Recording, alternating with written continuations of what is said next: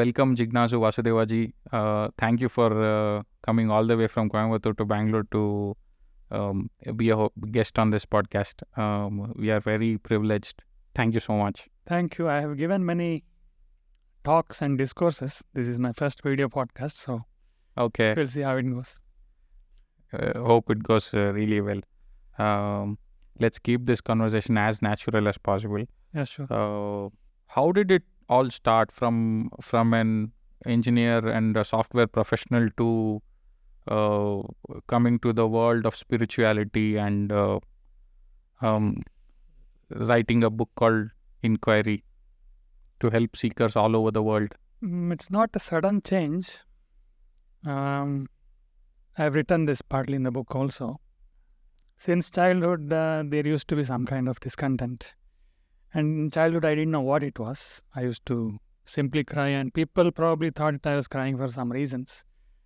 But at that time, even I think I didn't know the reason. Like if I saw many people gathering for a function or simply chit-chatting or playing, I would feel some kind of uneasiness as to now I am articulating. At that time, it was not articulated. So the feeling was, is there something more to life, or is this all it is? There must be something more. And most people are living as if there is nothing more. But wounds are festering within. It's going to come out sooner or later. So in childhood itself, it used to be there. I don't know why. You can call it, I think today they have a name for it. Existential depression or something. It's a negative word. It's called depression, but it is not depression in that sense. You can say it's like hunger. When you are hungry, you know that there must be something called food also. So hunger is a kind of restlessness. It is some kind of uneasiness. But at the same time, you begin to sense that there is something more immediately. And when that becomes more and more conscious, then we call it spirituality. Otherwise, actually, every human being has these questions. If you leave them alone for some time, don't distract them with anything, these questions naturally come to them. They don't come to them because somebody taught them that they should question, or they saw somebody do it. It does not come because of some external influence or conditioning. It just comes from within. That what more is there to life? It will come. Okay. Intellectually, when you articulate, it will become what is the meaning of life. But that is a very narrow way to put it. But basically, you can say it's just a state of question mark. Okay. A good thing was you got that alone time to think and choose this path. Like how? Like did you choose this path intentionally, or did it happen by itself? We can only facilitate this. It cannot be intentionally done. It is just like hitting puberty. You cannot do it. You can with puberty. The thing is whether you want it or don't want it, whether you facilitate it or not, it will happen because it's a bodily thing. Physiologically, it will happen anyway. But still, puberty also people can facilitate and make it happen smoothly. That's possible. So here it is a much fundamental level of puberty. Human beings have come. Not human beings. The whole life process has come to some state of evolution, and it is trying to go ahead, and we can facilitate it. That's all. It's not we intending to do it. If we do not meddle with our that inner hunger, if we don't meddle with it, and if you don't suppress it, it will come out, and you can facilitate it. That's when you facilitate, we call it spirituality. Okay. So was it one single path, or like did you check in on other paths? Like people usually to overcome such existential depression, the way you put it, they try different types of intoxications. They try sometimes nowadays they are also trying psychedelic drugs, everything to get it. Like, did you know that this is the path? Actually, I don't know in what way they use the word existential depression. Anyway, I used it because that's, I think, the closest word available today in psychology, but it doesn't describe it. I would call it as an absolute dead end for your thought, in the sense you realize that you will not be able to resolve this using your thought process and logic, or with any of the means available. You will come to a dead end. And coming to a dead end means you realize nothing can be done about it. You realize that you cannot find a solution by planning things out. See, usually when people speak about depression or any kind of psychological states like that, helplessness, even when they say helplessness, they come to that state of helplessness because of a conclusion that there is nothing more to life and I am stuck, and they feel helpless out of a conclusion. Okay. They would have already made a conclusion using their thought process, logic, whatever is available to them, and they will think, okay, this is it, there is nothing more. But when I say existential depression, it is not like that. It is not you coming to a conclusion, there is nothing more to life. Only your thought process comes to a halt, but you innately sense there is nothing, there is something more. So it is, that's why I use the example of puberty. You have saturated one level and the other level is waiting to happen. So depression will capture only one facet of that. It is actually, you can say, a very sweet pain. It has sweetness to it also. Mm-hmm. It's not only negative shade. It's not only suffering. It has some kind of, you start sniffing the food also. Because you're extremely hungry, the food also you start sniffing. And so it is somewhat, in regular conversations, when people speak of romantic love, they always talk of it as something very enigmatic. Mm-hmm. It has positive, negative both, and it is viraha, vedana, adu, whatever. They mix it up, no. So this is something like that. It is not, you can't call it positive feeling, negative feeling. Okay. It's like another analogy if I have to give. It's like life is trying to come out of its shell, which it is inside a shell now, and come out of the shell, coming out of the shell will involve a struggle, but at the same time there is going to be freedom and you start sensing the freedom. Okay. So it's a mixture. We cannot call it depression actually. Okay. Was there any event or a conscientization moment that led you to choose this path? Like usually people nowadays, they're all confused. They require one point, one trigger or one tipping point so that they choose the right path. Triggers will happen, but we cannot call them as the cause of that. In my case, that's what there was no a single trigger like that. It built up since childhood. And during college days, it became more and more verbalized and I knew what is happening. Then I got exposed to that SVYASA University. I had attended a 10-day yoga camp and I had a first-hand exposure to what spirituality is. Okay, this is that 6-month yoga camp? No, it's a 10-day. It was an inter-university yoga camp. Okay. At that time, it was Vajpayee government and they had envisioned this for some youth programs. So it was sponsored by the government and university students, two each from each university were combined and put into some ashrams for yoga courses. In Bangalore, there is SVYASA University. I know, somewhere in Jigni, right? So from NIT University, ours was Deepening University, I went there. I went accidentally actually, that's another story. So there I went and I had a first-hand exposure to what it is. Then I had a glimpse of what is it that I was restless about. Okay. Until then, there was nothing affirmative. It was mostly negating. This can't be it. So when something that ambience and that teachers and the way they are, actually I wouldn't say it is a teaching. It is not what they taught or the words or the scriptures as such, but the whole place and the people, how the people were and how they were in their life, how they were talking, everything impacted. And first time I had, and also because of the routine yoga practice, everything together, it had an impact. And I was only 20 at that time.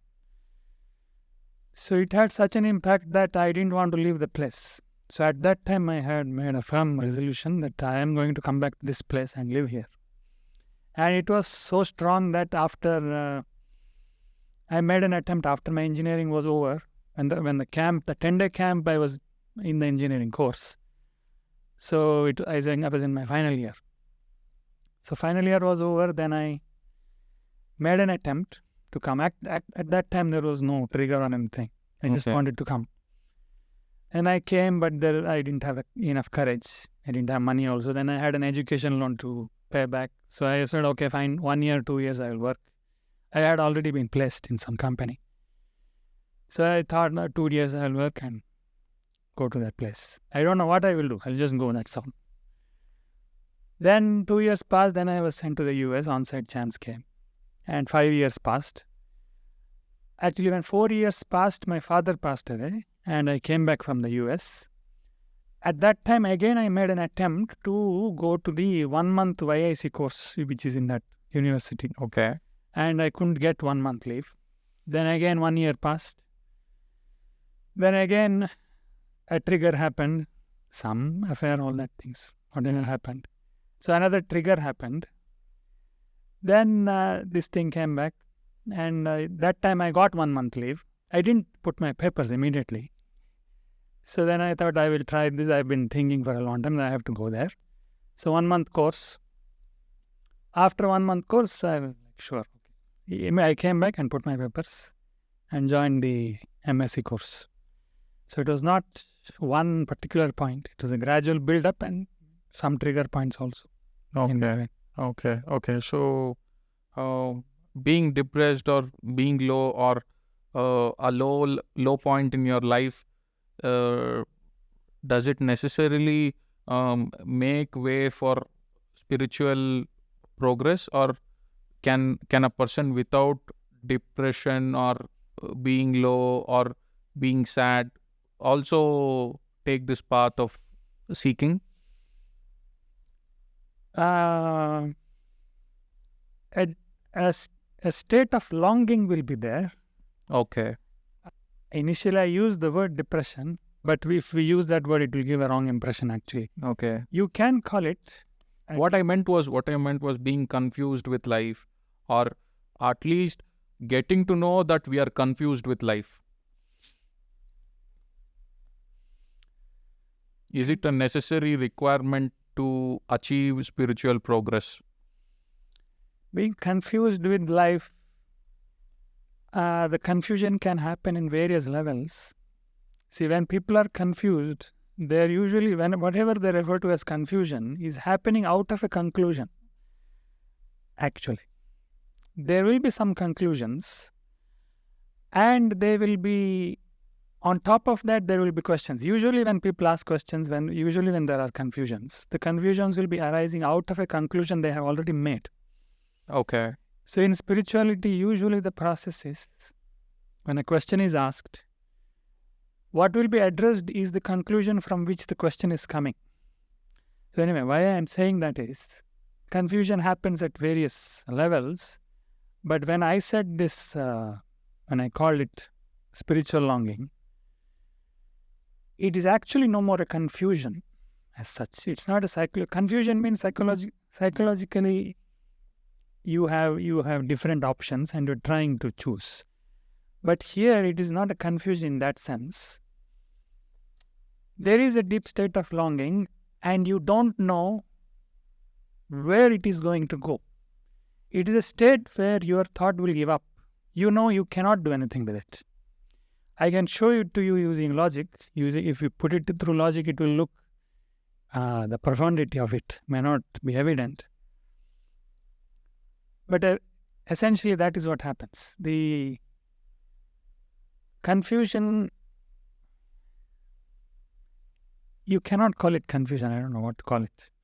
You have the state of chaos in the mind, not necessarily confusion, but it's not even chaos. That's what I'm saying. It is not turbulent. Okay. It is not confused. There is no psychological movement. You would have come, you can call it saturation maybe. You would have come to a state of saturation. You know this is not it.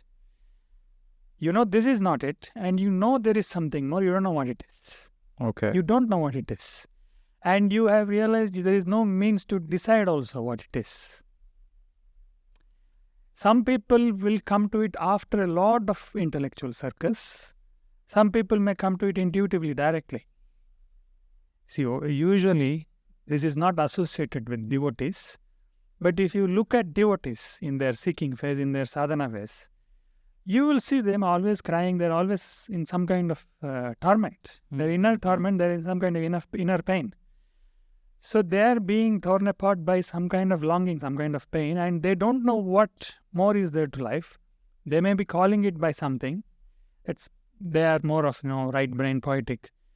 So they will call it by some name, and they will sing and they will cry for it. That is more colorful expression of it.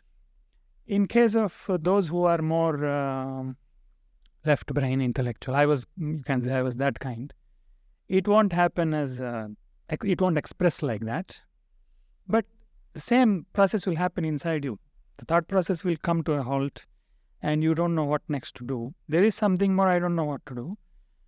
And then when you get exposed to things like this, when you get to live in an ashram and when you see people of that kind, then you will know, okay, this is the direction to go. Okay. So it is only by seeing certain people and certain places that people can get inspired towards that, and that can facilitate that longing. Okay. And it will not lead you to an answer. See, that is one mistake. People usually commit when they approach spirituality. They come to spirituality because they have a question. And they think that they are coming to spirituality to get answers. But actually they are coming to spirituality to intensify the question. Okay. If you read all our Upanishads, they are all about questions. They are methodologies with which you can inquire, use your intellect, inquire, and deepen the question. Finally, it's only a state of question that can lead you to something more. See, an answer cannot lead you to something more. If I give you an answer now, I know. it will be words. And words, for you, those words can only refer back to what you have already experienced. Knowledge or answers can only refer back to what is already in your experience. So when you saturate that, and when you come to the edge of your knowledge field, you come to a state of question, only then you can break that barrier of knowledge and go beyond it. Okay. So whatever we call as Jnana Yoga, basically Jnana Yoga process, is to intensify the question, systematic. It will be erratic. Begin with, we don't even know what to ask. It will be just a state of question mark.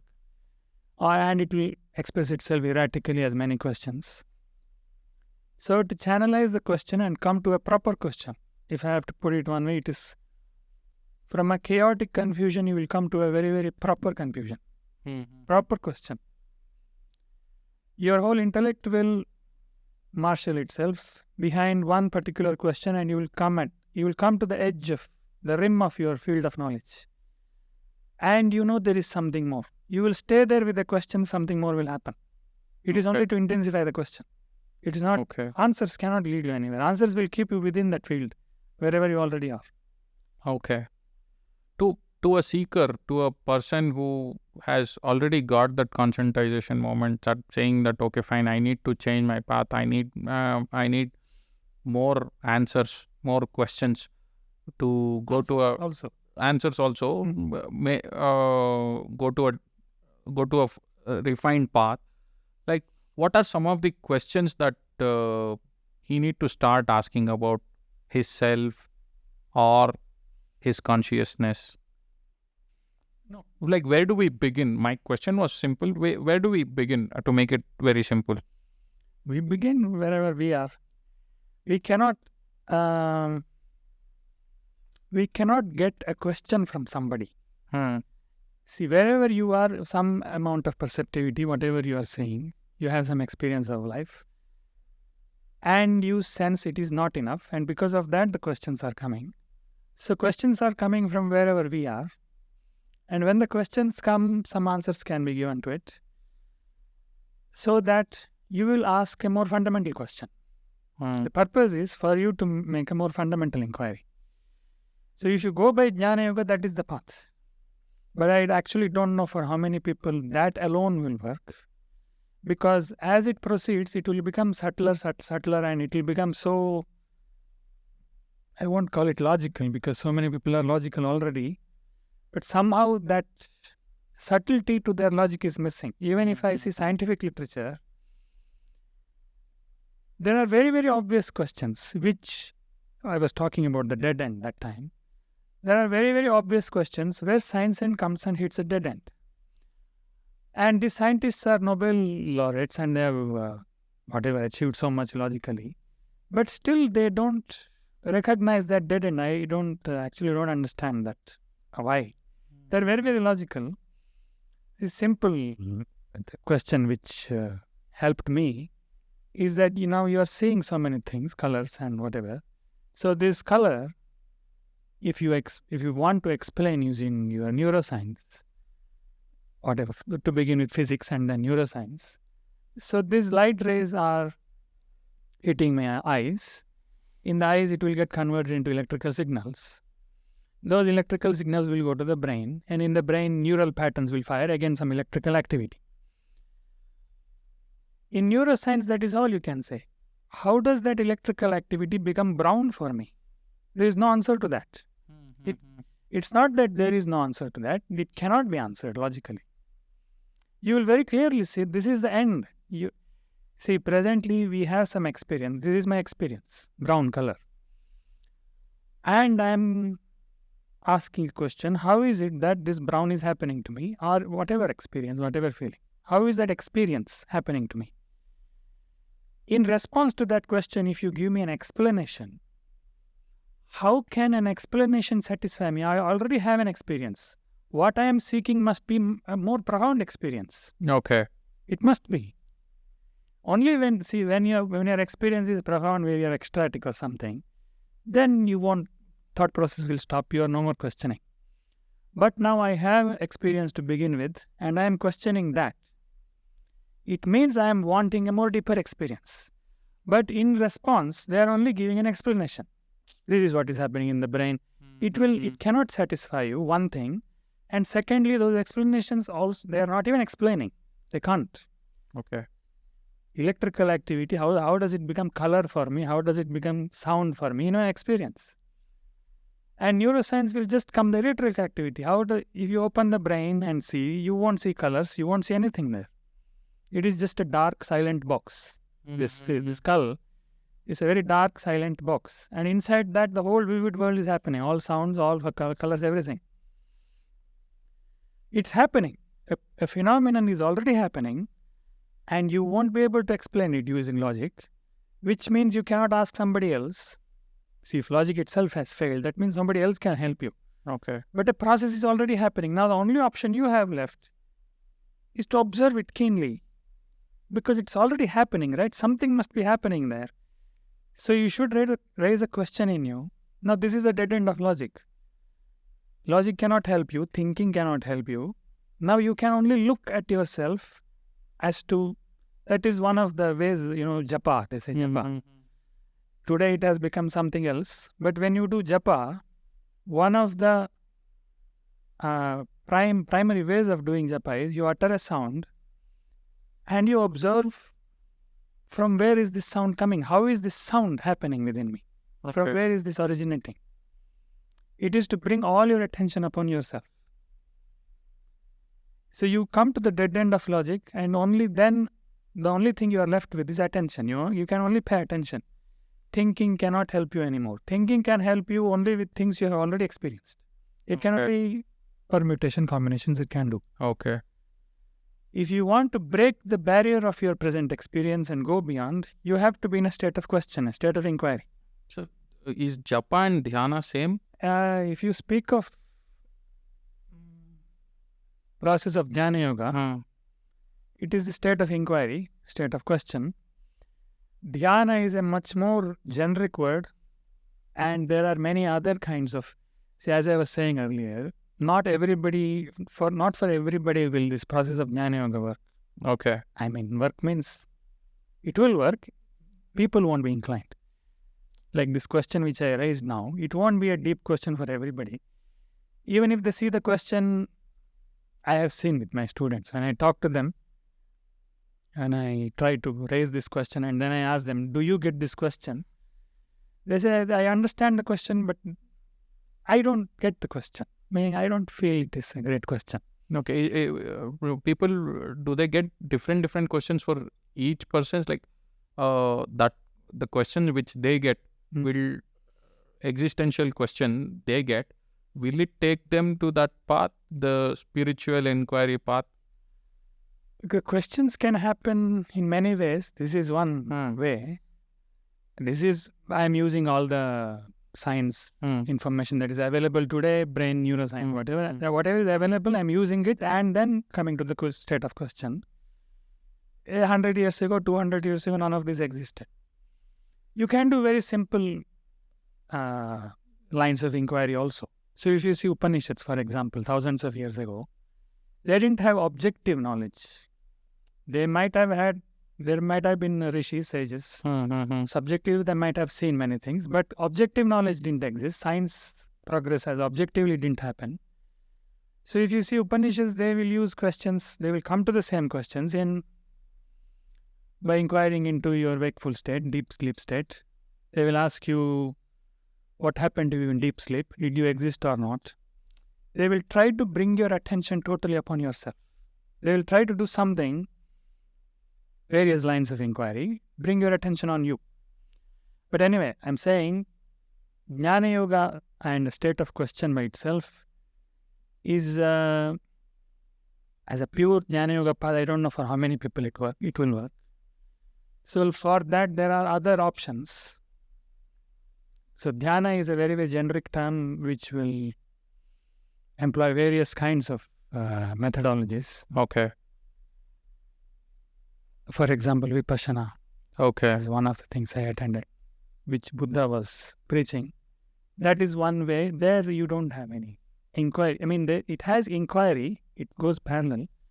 But it is not purely inquiry where you sit with a question. Okay, what is the process of vipassana? How does it happen? The basic idea behind, I don't want to call it idea. The basic approach is, we have a certain experience of life. We have certain sensations, certain level of sensations. And we are aware to some level, we are conscious to some level. So what you can call that approach as the path of awareness. It is just to, awareness is not something you can train, it is not cultured or practiced like that. Awareness is something, it is like this light. If you have something covering the light, you can only remove it and brighten the awareness. So what he tried to do in that vipassana method is, start with your body. Observe the body, not some thought process, not make up some mantra or some form, nothing like that. There is not much importance given to thoughts. You start observing your body, and from the superficial level of sensations which are already happening, like now the cloth is touching this body, the very superficial sensations. From that you can go deeper into the body to begin with, and then go ahead. I don't want to go into the whole technique as it's technical, and also it is, I think it should be taught in that proper ambience only. Okay. But basically the approach is that you use the sensations which are in your experience now and take you into deeper and deeper sensations. You can say it uses concentration, but concentration by itself will not lead us anywhere. Concentration is only employed so that there will be some gathering of energy. See, I was talking about questioning earlier. Questioning is one way of gathering energy. When you're in a state of question, it is a gathering of energy. Concentration is another way to do it. But concentration, what can you concentrate upon? You can only concentrate upon what is already in your experience. So concentration can only be used as an intermediate means. When enough energy is gathered, that concentration will be released. and something else will be done with that.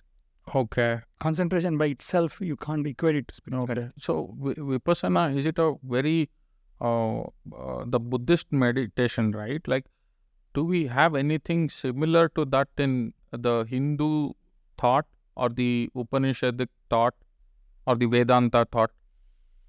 Like similar exercise? No, the thing is, these kind of practices, they were never written down. Okay. These practices were never written down. Only the, for example, if I teach you a practice, to prepare you for the practice and also to guide you with it, then I will speak something. So what I speak may be recorded, but the practice itself will not be. It will only imparted one-to-one and from the Guru, teacher to the disciple. So the practice itself won't be written down. But if you, this is a guess, I don't know if it is actually so. If you read the Yoga Sutras, many of the things seem to relate to Vipassana. So it is possible that there was a practice accompanying Yoga Sutra which is now not there. Okay. Only the text has remained. Because any spiritual school will remain only if that school is kept alive, the practice continues. If only the scripture is alive, only the scripture will work for Jnana Yoga to some extent, to make you inquire. But apart from that, the scripture by itself will not keep the spirituality alive. Finally, it will be the people who are in touch with that process which they are following. So Yoga Sutra probably had a similar practice. Patanjali school might have been there. But today we don't have any Patanjali school actually. People, they say Patanjali school, but they're actually not, it's not an unbroken lineage. Okay. But Vipassana is. Yes. It's an unbroken, still that is continuing. Okay, like nowadays when you see the yoga instructions that are going on and the yoga schools and everything, how close is it to the Yoga Sutra of Patanjali? Like you mean asana practice? Asana practice is one stage. I'm talking about all the 8 limbs and all such things. Like, are they true to the scripture, the Yoga Sutra one, or do you see a lot of changes that are happening? The schools. Schools, if they're teaching the real Yoga Sutra. Today, when you use the word yoga, it has become a very, very generic word. It implies too many things. Today, the word yoga refers mainly to Hatha Yoga actually. Popularly. Okay. It refers to some practices which have to do with the body and breath. So that time, it is complementary to what we were talking earlier. So I was saying, Jnana Yoga as a pure path, I don't know for how many people it will suit. How many people can come to a state of question, intense question, and stay with the question. Because thought is so restless, they will think thought will satisfy them, and they will satisfy themselves with thought. They will read something and satisfy with themselves. So the other options, one of the option is, instead of addressing your spiritual longing through the psychological faculty, you can approach the whole thing physically itself. You can address your body and your energy system itself. And today what is popular as Hatha Yoga, or another name that is popular is Kriya Yoga. Kriya Yoga also, it is used by specific schools for specific process, but Kriya means process. So any specific process is called Kriya and Kriya Yoga. So what these practices do is they will deal with the body and they will try to enhance your liveliness level. I think this, I have to say something else before this. I will tell it very briefly as to what is it that we are seeking when we say spiritual longing. In the beginning, I was speaking in terms of only negation. We don't know what more. There must be something more. We don't know what. But you can talk of it a little affirmatively also by looking at what human beings are doing to themselves. So one thing you will see human beings are doing, everybody. The general behavior you see, they are going after various kinds of intensities. They are going after pleasure, they are going after power, name, fame. They are going after, sometimes they will even go after fear. They'll voluntarily pay money and watch horror movies. They will go after thrill. They go after various kinds of intensities. Basically, what they're trying to do is they're trying to come alive. That's all they're trying to do. Because they don't like the half aliveness which they are in now. See, when we were sleeping, we were fully dull. When we woke up, our aliveness level shot up a little bit. And now this aliveness does not feel satisfactory. We are restless for something more. So we can, affirmatively, we can say we are trying to shoot up the aliveness level further. When we drink coffee, tea, that's why we drink. Okay. It will stimulate you and it will make you come alive. Whatever we do, we are trying to do for that only. But because it is happening erratically, it's not happening consciously. How many human beings do you think would have come to this realization that I am trying to come alive? It's a basic thing everybody is already trying. But because it is happening unconsciously and erratically, what will start happening is they will start going after intensities which will be very, very unpleasant also, slowly. People will get angry, irritated. They are always worrying. They will always find a reason to get worried. And they will some be sad. I used to see this when I used to do counseling sometimes. I don't do counseling that much. But when I talk to people, when I was staying in SVYASA, there is an Arogya Dhamma there. Okay. So some of these, we call them participants. We don't call them patients. So all kinds of ailments, modern day ailments. And we do some counseling also for them. So when we do counseling, I used to say this. They have some issue, they have some problem, family issue or whatever issue. So they will tell all that. And when we try to probe into it and try to offer a solution, something, they will start arguing against it so intelligently. And finally I'll realize they're actually invested in their misery. They don't want to give it up. Okay, invested in their misery. Because it has become their source of liveliness. That's worry, that sense of insecurity, whatever it is, it has become their source of liveliness. They don't know how to come alive pleasantly. So now somehow come alive through irritation, worry. So this is one thing. So human beings are trying to come alive. When we become conscious of it, when we approach it consciously, we call it spirituality. How to do it sustainably, how to do it gracefully. So that is why when coming back to that point of yoga, what we call as Hatha Yoga, when people get up in the early morning and do their Hatha Yoga, what they're trying to do is, from sleep to wakeful, your wakefulness graph, your liveliness graph is shot up. That is the time it can be shot up further very easily in the early morning hours. At that time, if you do certain processes with your body and breath, your energy levels will rise very easily. Your liveliness will come up. So, Hatha Yoga is one way to do it. Why did you come to Hatha Yoga? About yoga. Yoga, whether they are true. So, yoga word one... Or to put it another way, is the only physical part of yoga being concentrated more by the current schools and teachers? That is what. Hatha Yoga, Kriya Yoga, the path itself is that. It is bodily energy path. It does not involve inquiry or any such things. Of course, the other basic things they will tell you, there should be some basic integrity in your life. You cannot be an outright cunning person cheating everybody, telling lies.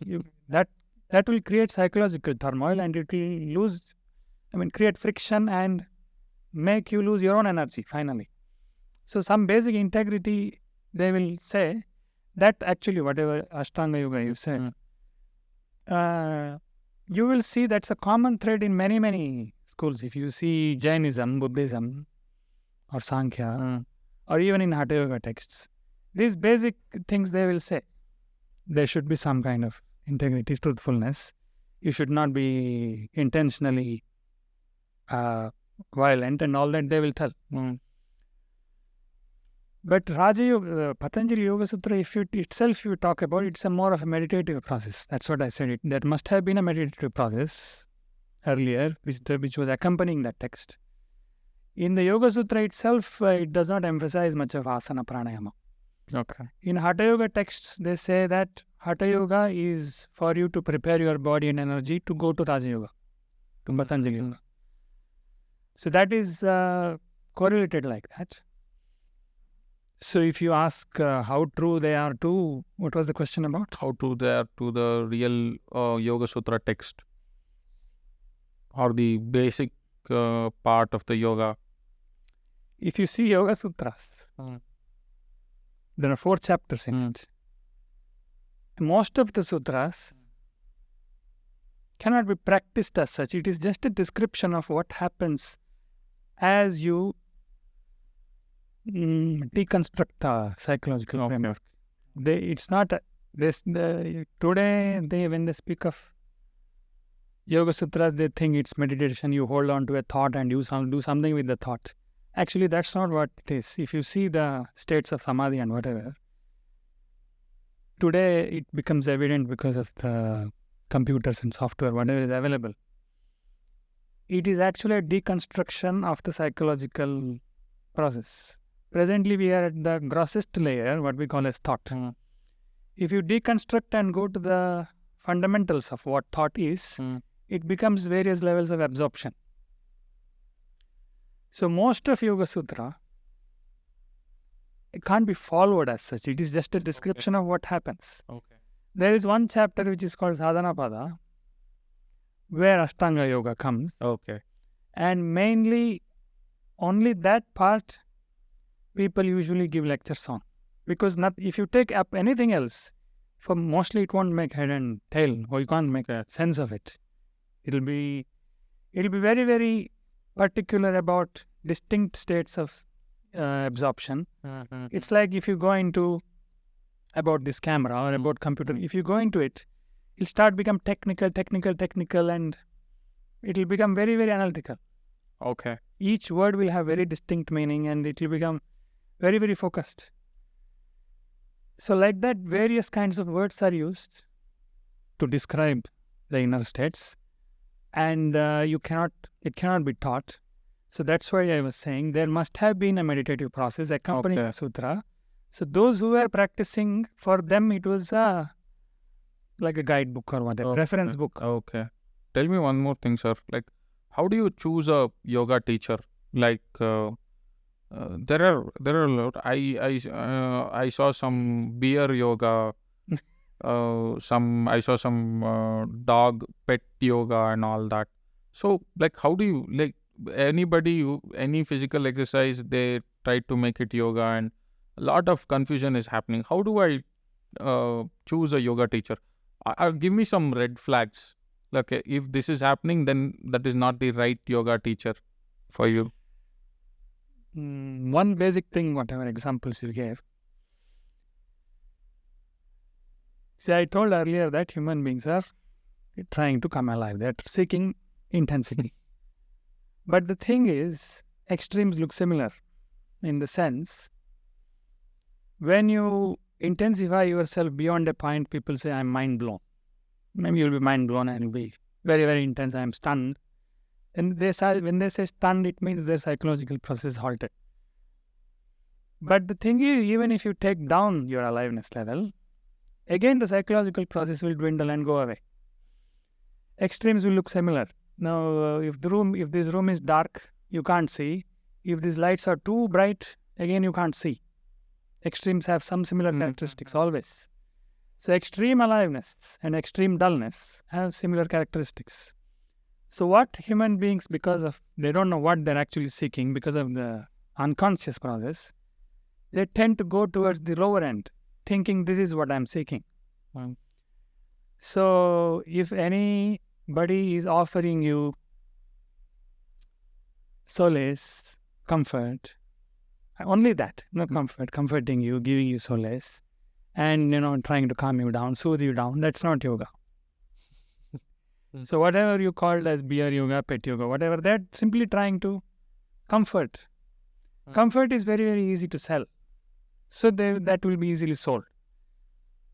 Relaxation exists in yoga. So relaxation techniques are there, but it will be done after some amount of stimulation. That's another way. I will not go into details of it. But if they are simply offering you comfort and just to earn more customers, they're trying to sell something because it's very easy to sell comfort. Restaurant business is booming because it gives you pleasure. So pleasure and comfort is very easy to sell. It is, although human beings are seeking liveliness, it is difficult to make them consciously work upon it. So one red flag is this: people will try to sell comfort and some kind of solace. Okay. They will tell you whatever is happening today in motivational speeches is that. Psychologically, turmoil is happening, and they're simply trying to say it is going to be all right, or some slogan they'll come up with to soothe yourself, calm yourself. It won't give a solution. That is one. The other thing, the opposite thing I would say is, India is presently in a state of, it is in a jumbled state. Few centuries ago, I think before the invasions happened, the culture was conscious enough that material prosperity is not the end, and once material prosperity they came to, they consciously invested in something more. Portion of the society was committed, dedicated to something, seeking something more than the survival process. So it was happening as a cultural thing. But when after the invasions happened, and when that lineage is and that tradition is broken, now that sponsorship to the spiritual process, the society was supporting the spiritual process. Various schools, they were being sponsored, and now the sponsor element went away. But at the same time, people expect the yoga schools to be free. It can't be, because that the sponsorship element has gone. Now, until that awareness comes back in the society, until it becomes again the culture, again that culture comes back, until then, if you say, I will only go by that old model, it will die down. That's what will happen. So for the time being, if you say money shouldn't be charged, it should be free, it won't work.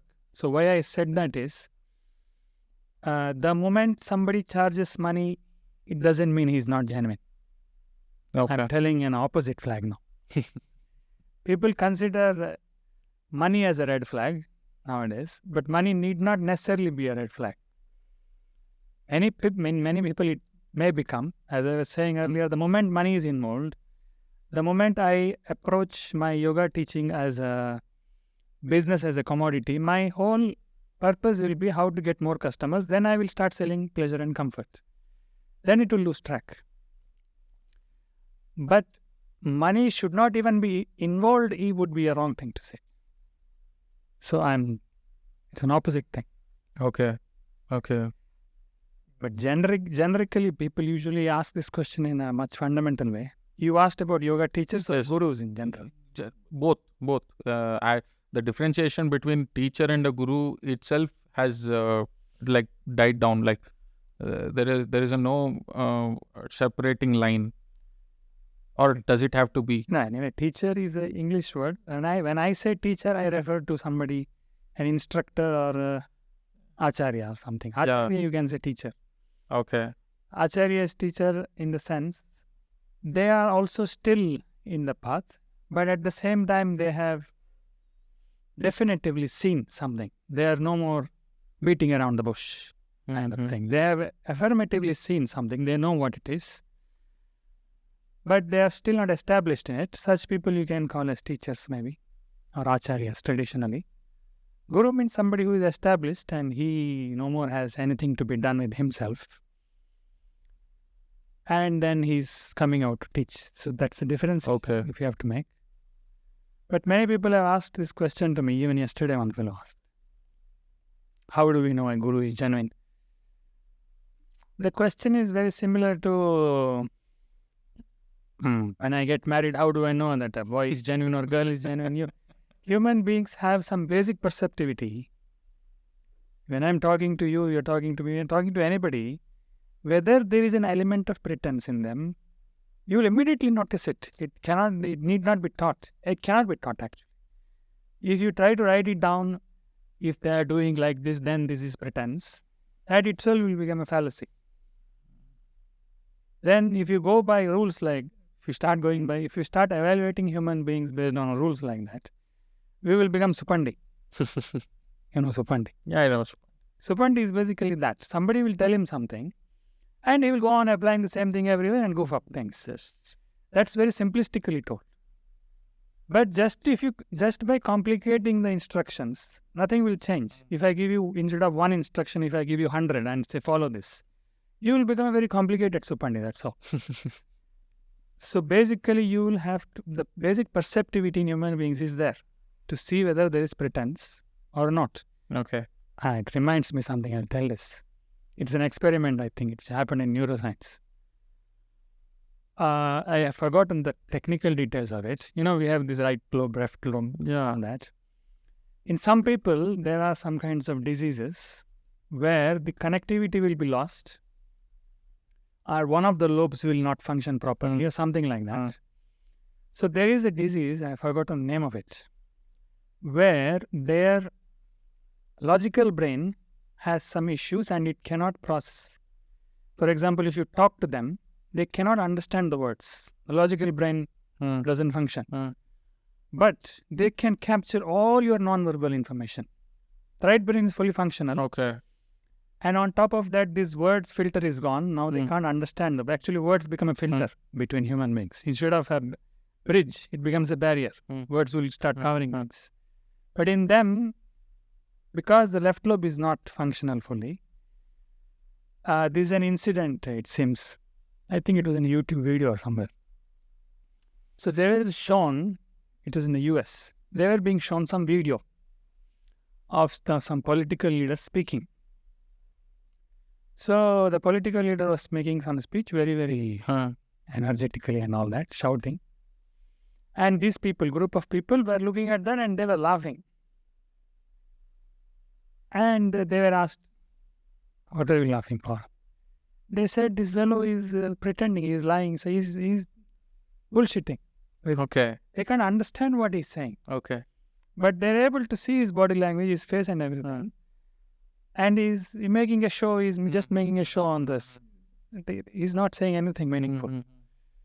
So that capacity already exists in human beings to see if a human being is genuine or not. Okay. And the way they are, the way they speak. Okay. Even in movies, if you pay attention, they are acting very, very well. But if you pay keen attention, you will see there will be some artificiality there. Okay. It won't be absolutely natural. Okay. No matter how good the actor is. Okay. Do you consider Sadhguru a guru? Personally? Personally, I don't think so. No. I don't consider him as my guru. Okay. Actually, I am not. I think it's a very difficult thing to convey. See, I have been there full time. I have been 2 years. Even now I'm associated. I've interacted with them, everything, and all that is fine. And I have, out of my own perceptivity, I have no doubt that it is probably one of the rare, genuine organizations, spiritual organizations today, which touches upon various facets in the society also. Okay. They're offering spiritual programs and also social upliftment, ecological, all kinds of things. So out of that, I will say it is one of the genuine organizations which is having a very wide impact. But if you ask me personally, if I consider him my guru, actually I don't consider anybody as my guru as such because my approach has not been that. Okay. I don't know if that can be explained. Traditionally, they will say the guru is necessary, but they will also say the guru need not be human form. Okay. They also say that. Yes, yes. But that also is dangerous. If you say that guru need not be human form, then it will mean I can guide myself and it can become totally something else. I don't mean that also. But what I mean is my approach from the very beginning has been inquiring and getting all my attention upon myself, not in something there, not on something outside. So even if you bring somebody, I am very much inspired. There is no doubt that I respect him and all that. How is it to work with him? Like, is he a tough taskmaster, or? I have not worked with him personally so much. Huh. I got to interact with him 3-4 times for translation work. When he has to record a video in Kannada, they will call somebody from Kannada department to help him. Those who are very close to him say he's very strict. That's for another reason. Okay. But otherwise, with me, he was very, very gentle. Actually, I didn't even expect that. With full-time volunteers and with people who are there working full-time, with me, he was very, very gentle, and he didn't even make fun. Usually people, when they come to him, they will be nervous or something because of him. I was not nervous or anything. So if they are nervous, he will try to ease things up, make some jokes. He will tell, I am not a dinosaur, don't be afraid. And he will do that, and he will be very, very gentle. And if there is even an element of pretense in that person, if there is some amount of artificiality, some amount of vanity, then immediately he will butcher it. That I have seen. Oh my God. If butcher means he will be very, very blunt, and he will corner you very nice. You can see that in the video. When people ask questions, he will put it on their face, their contradiction. So it depends on how you are. With me, I was very, very gentle. I didn't even expect, actually. I thought he will be somewhat stern. Okay. It was exactly opposite. I was pointing him out his mistakes. That was my job. And usually when you point out people their mistakes, you will, as I was saying earlier, you can see people's face, some mild contortion happening, some defensiveness, something you will see. There is absolutely nothing on his face. That's the first time I saw a human being like that. Oh my God. I mean, I was telling, human beings you can perceive, you can see. So that kind of face, when I'm pointing out mistakes, I'm telling, this is a Tamil word you told like this. This is not a Kannada word. He was like simply accepting, and he was not even trying to justify. I forgot, nothing. He simply accepted. I didn't expect that, actually. Very strange level of liveliness.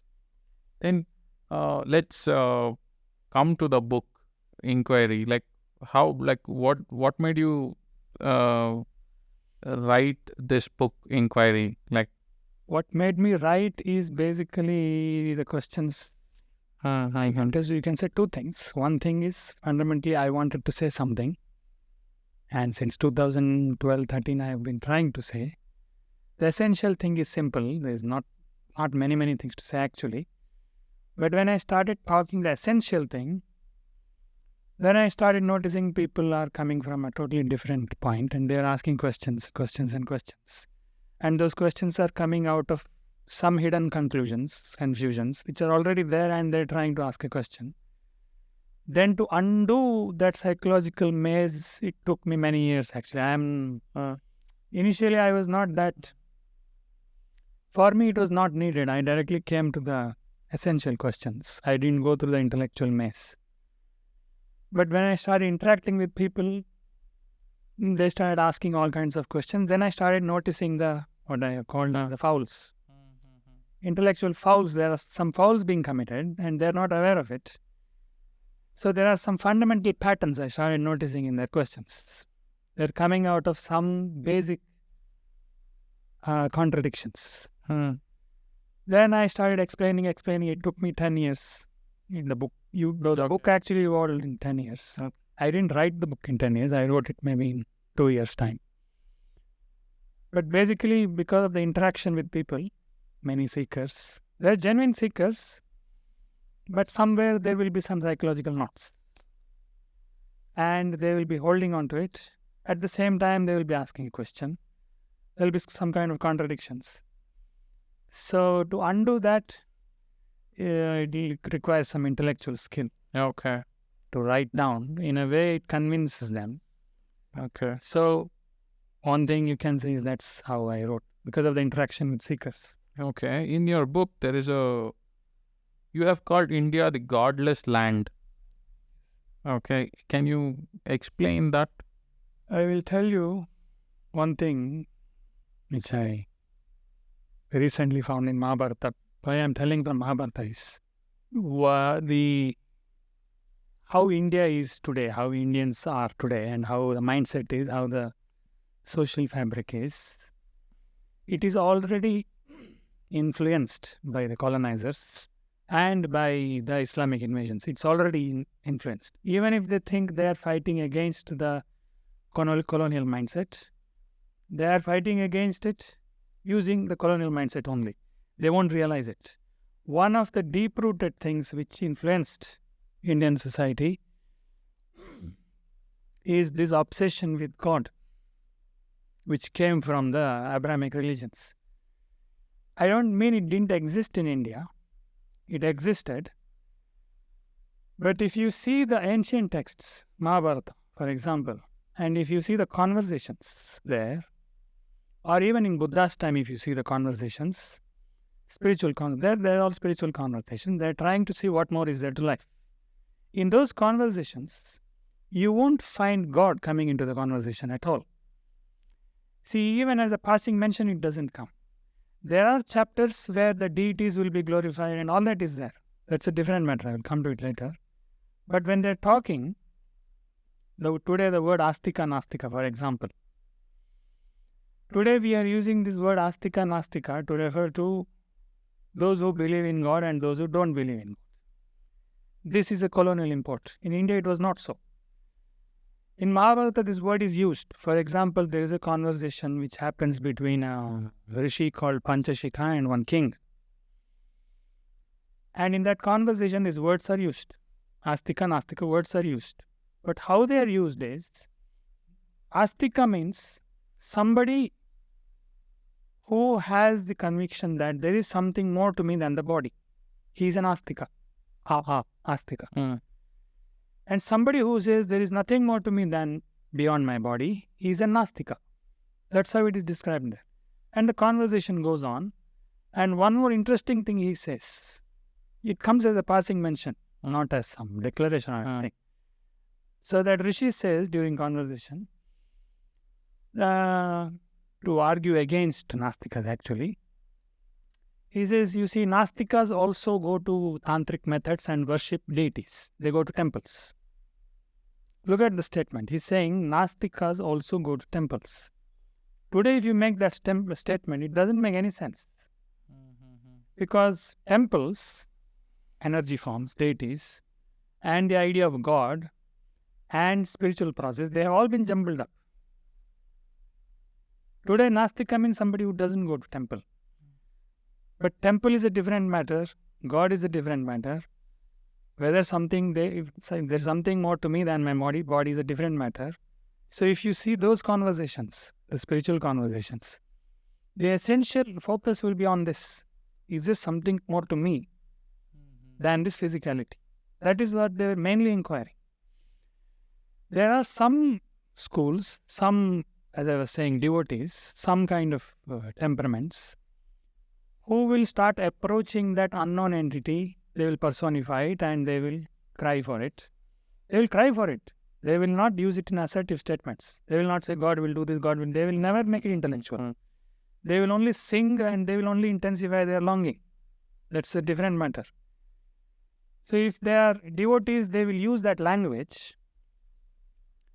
But devotional sect, whatever they are uttering, if you take their words, make it a Siddhanta and ideology, it will become a belief system and it will become religious and it will become God and all that.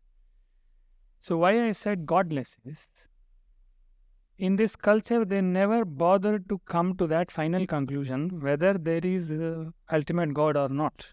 They didn't even bother to come to it. Whereas in other cultures, this was their main concern.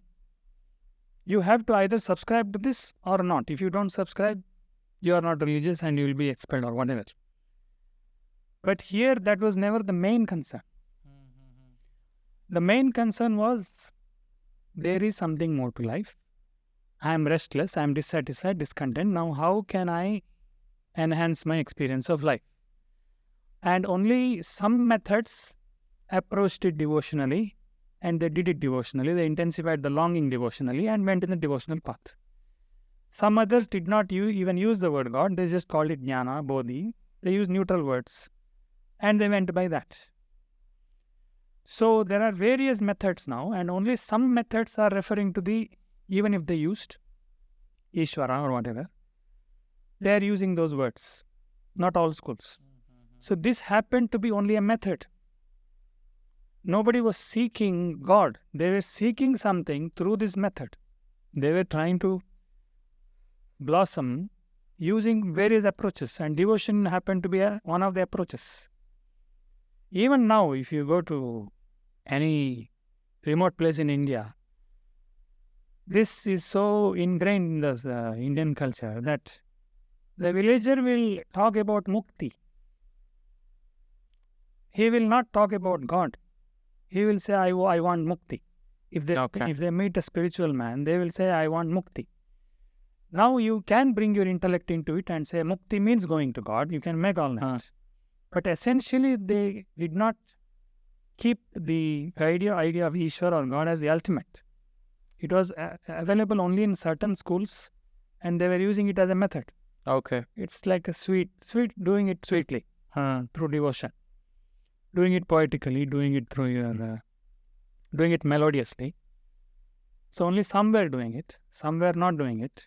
And all of them were going towards the same thing. And because of that, they were not fighting. This method is also okay, that method is also okay. But the moment you make God the ultimate, God is the ultimate. And if I say, no, I will not go by that, I will go by this path, immediately I will be expelled. I am no more religious, I am no more valid. So India is godless in that sense. Okay. It's not the ultimate. Okay. So, where do we actually differ from Abrahamic religions? Do we have a necessary, a clear line separating each religions, or can we call our systems religions? Today, however, the word religion is being used. It has already deteriorated. So I will use the word religion in that sense, the deteriorated sense. So if there is a devotional school and some people are they're approaching spirituality melodiously. See, can you teach, for the moment you forget spirituality, art, poetry? Can poetry be taught to somebody? Can you teach? For example, I can understand that I am extremely logical brain. Not just I'm not even talking of writing poetry. Even to appreciate art, appreciate poetry, whatever, or even art, can somebody be taught to appreciate art? The moment there is some art, for example, somebody will see a lot of profundity in it. Now, if I come and ask you what profundity is there, and if you go on explaining to me, it will immediately become profane. For you, that art looks magnanimous, something profound to you. The moment you start explaining to me, it will start looking silly. Okay. And I may not even get what you're saying. So, devotional approach is something that cannot be unlike inquiry. Inquiry, at least you can be made to inquire. I can use logical brain and take you to logically reasoning. But the moment you go to devotional sects, it cannot be transmitted through words. But if it is transmitted like that, see, whoever is around the devotees will get inspired, and it may rub off some devotion upon them. If we read all these stories I used to watch a lot of these devotee movies. Okay. So if you watch their movies, you will see if somebody is like that, automatically people around them will get inspired. They are not teaching them, but they will get inspired. But the moment such a person is not there, and only some literature is there, and I'm trying to hold on to devotional school. Now, devotion won't happen. It will become an ideology, then it will become a belief system. Then you can call it religion. Now, coming to Abrahamic religions, I think, I don't have a solid proof for this. What might have happened is that in India, in every town, every village, there used to be some yogi. Yesterday also I went to some place that there's an ashram there, Shivabala Yogi. Okay. Okay.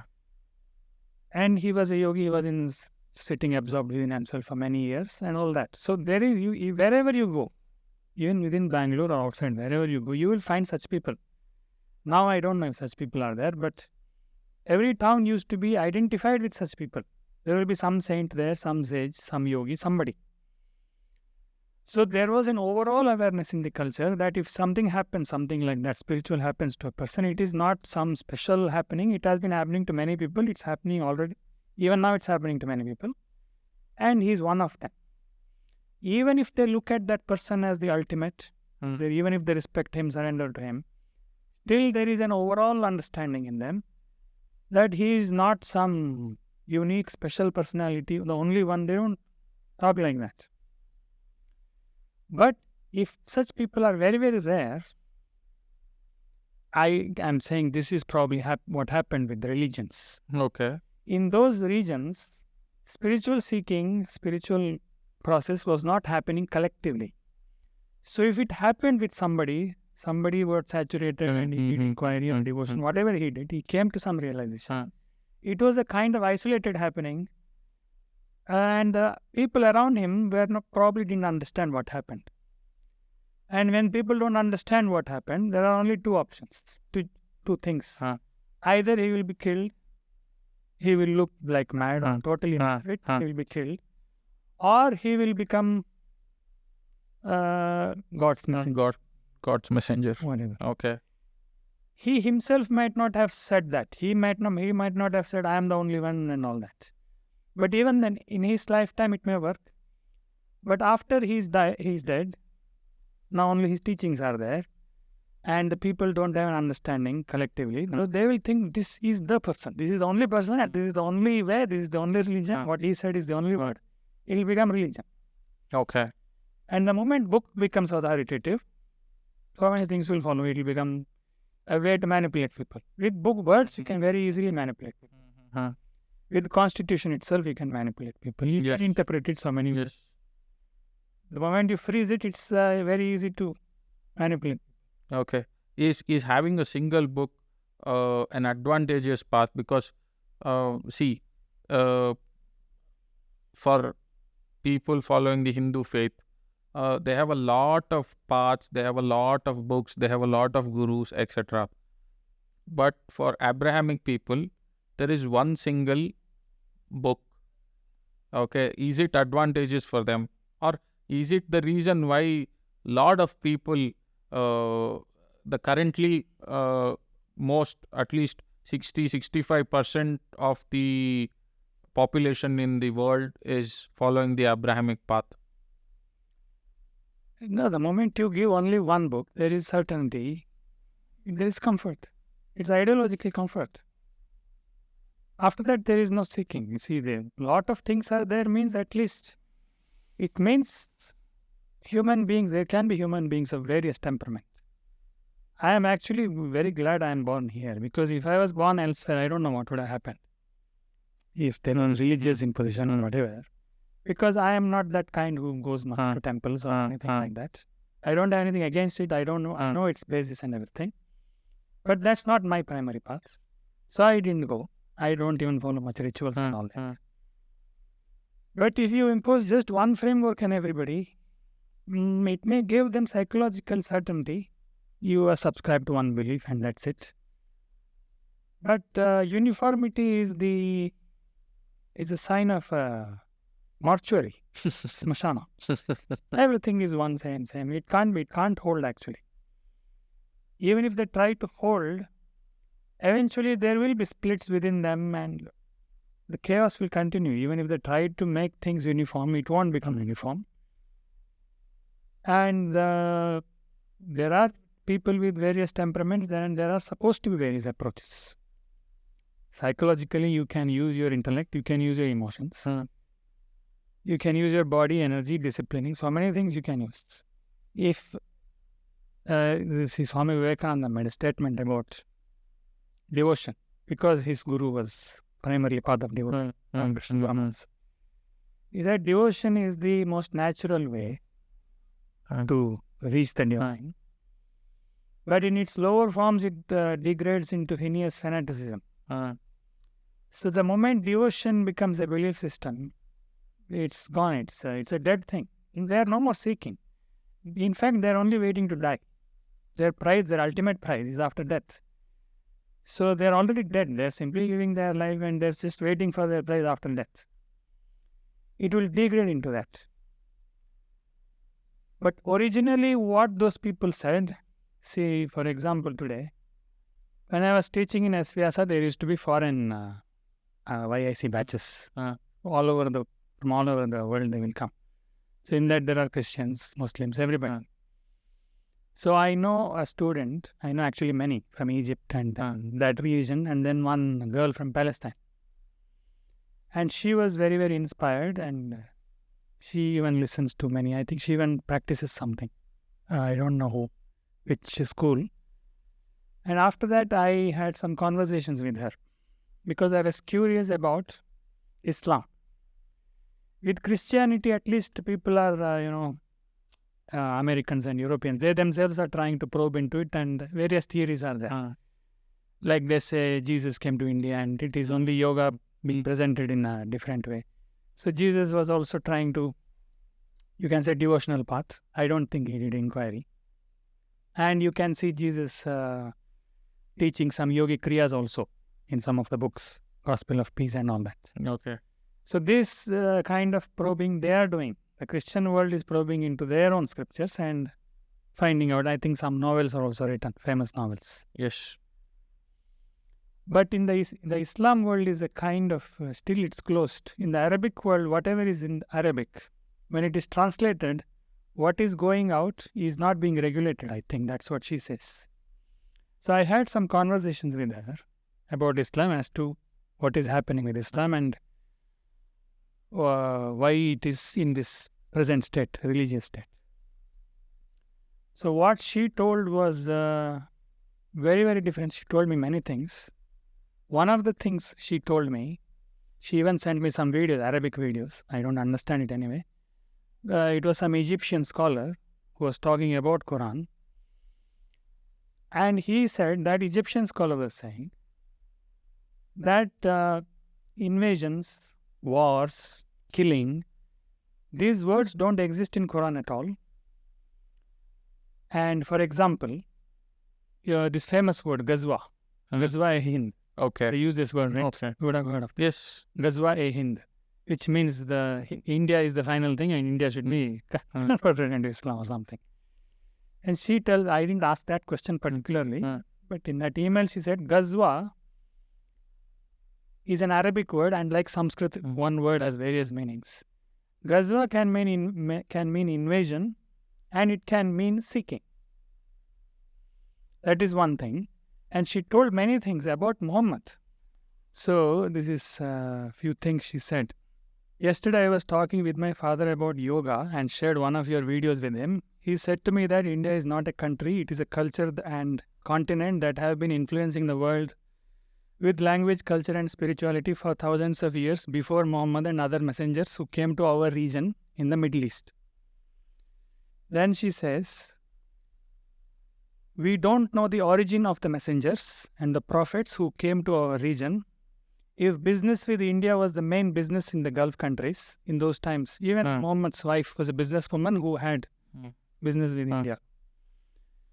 So they had their business in the Gulf countries, Iraq and Yemen, and the main business people were Indians. There was a lot of transaction going on.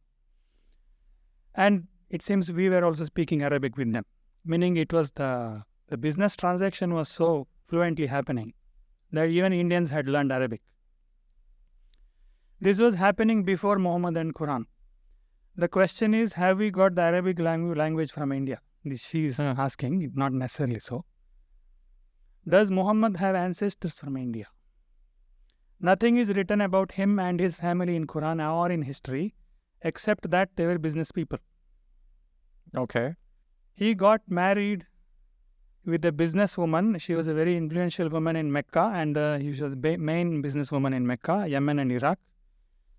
And there were Indian businessmen in that region who were interacting with us.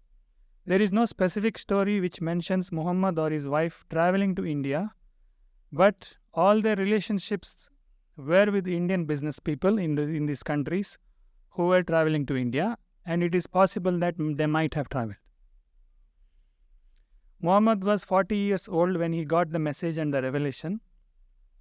No one knows what he was doing or going through in that 40 years, except for the general information that he was an orphan and lived with his uncles who were also business people. Who are his parents and grandparents, and where they were living, where they were coming from, nothing is mentioned. It's very similar to Jesus, actually. Okay, yes.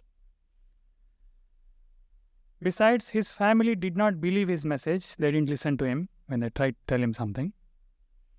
One of his uncles was the main opposing party against Muhammad. And then some general information she gave. There are stories also mentioned that Muhammad was asking his followers and relatives to use certain kinds of medicines called Indian herbs. The name Hind, which means India, was given to girls and was a very popular name in Mecca. Okay. History. Other stories mention that many of Muhammad's followers were not Arabs and they were not speaking Arabic language fluently.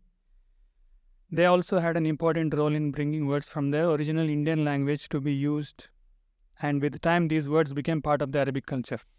So she's saying some of the words from India might have traveled to Arabic. And so, and she told many other things.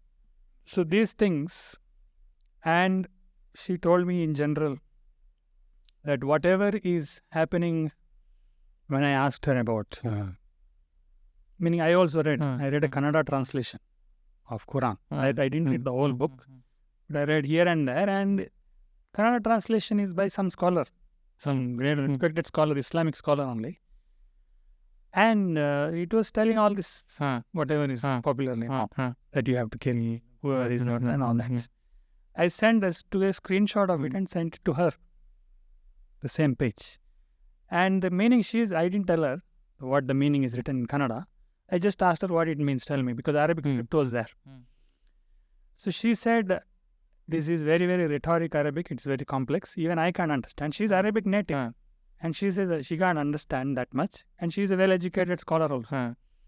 She consulted many people and finally she gave, and she said it does not mean killing, it means facing them and talking to them. Okay. The killing word meant that you have to talk to them and debate with them and converse with them and then see what their question is and whatever. So what was happening in Muhammad's time, I mean, this is her narrative. I'm not saying this is so. But this is something that I don't think anybody has seen Islam in this way. Okay. So this narrative I got from her. And whatever is happening, when I asked her, what is this? I mean, India, it's not at all like that. Even Indian Muslims don't talk like this. I don't know. Mostly they don't, I think. So she said, it's all being politicized. They're being used. So that's what I was coming to that time.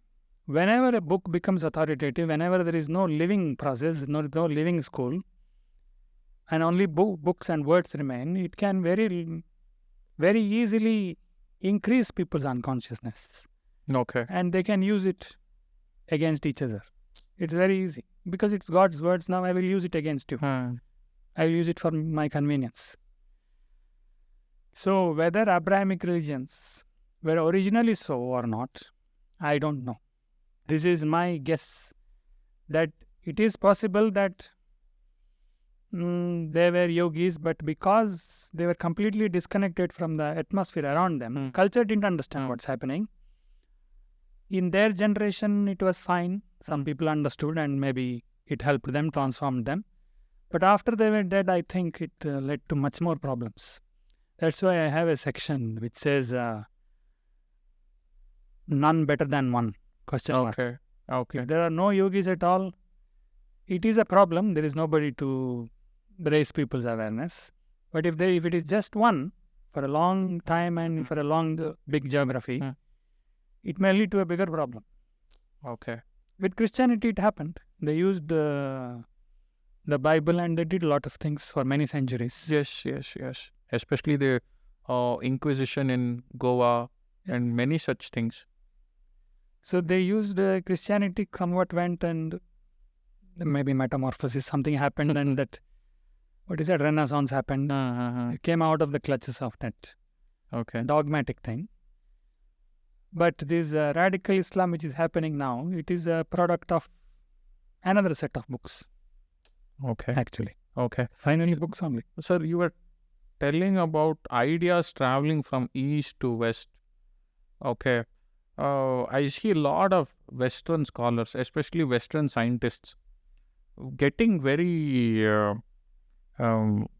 inquisitive about Indian works, especially if you see the movie Oppenheimer. Oppenheimer, they say, was a student of Sanskrit, and he used to quote Bhagavad Gita shlokas at important junctures of his life. All that.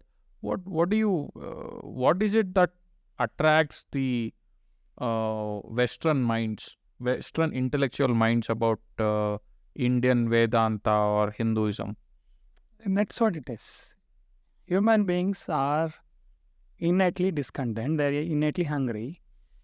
If you simply give them material prosperity and try to shut them up, it's not enough. If you simply try to give them some religious belief and try to shut them up, it is not enough. And these are the only two things Western world has done. They have done materialistic things, and at the most they have done some religious. Originally, what those people tried to do, whether they tried to teach spirituality, I don't know. But slowly they became religious. So presently they have no outlet for their seeking, the spirit of seeking. The only outlet they found by themselves is science. They came to it naturally. Out of religious clutches they came and they did a lot of science. But now they have gone to the other extreme. Because thinking was oppressed. Religious dogma means you are not supposed to think. I will give you a thought, you should hold on to that thought. Thinking won't happen, only thought. So from that they came out and they started thinking, and all science happened. But now they have gone to the opposite extreme, saying thinking itself is ultimate. Science itself is ultimate. Logic will give me everything I want. They have gone from one extreme to the other. Thinking is being promoted as the highest, free thinking is being promoted as the highest virtue, and they think thinking will give them salvation. But it won't. They will realize it. So whoever realizes it, whoever gets saturated with this thinking, whoever starts going crazy, they'll see, okay, there must be something more. Then India will call them, because that's what this culture did. Okay. They went through material prosperity and they did something more. Tell me about your exploration of modern physics and your article of the uncertainty principle. Actually, in that time frame, I was going through I was trying to keep myself intense using the intellect. So that then I can do some fundamental inquiry. But all the time I cannot be holding on to the fundamental questions. I am not that meditative yet. So other times I have to be engaging. So intellect is my support to keep myself intense. I don't look at intellect as a solution giver for me, only as a support to keep myself alive. So that time I was going through and I was trying to write. Before writing the book, I was actually trying to write in philosophical journals. And as I was writing, I started referring to some science experiments and trying to correlate. And in one of those attempts, the reviewers rejected the paper saying I had quoted uncertainty principle in that. Huh. The reviewer rejected, saying, and this is not uncertainty principle. It is something else. And he gave some other explanation. I was surprised because that's how I had understood uncertainty in one way. But this fellow is saying it is not at all so, it is something else. Then I went to the literature, then I started finding that it is actually how I thought. I also had some email conversations with some scientists. So I mainly wrote that because I realized even in the scientific world, as I was saying, the knowledge by itself will dilute itself very, very easily. Even within the scientific world, if you speak of quantum physics, there are so many opinions, so many interpretations. So I thought I will write and clarify how it correlates to spirituality.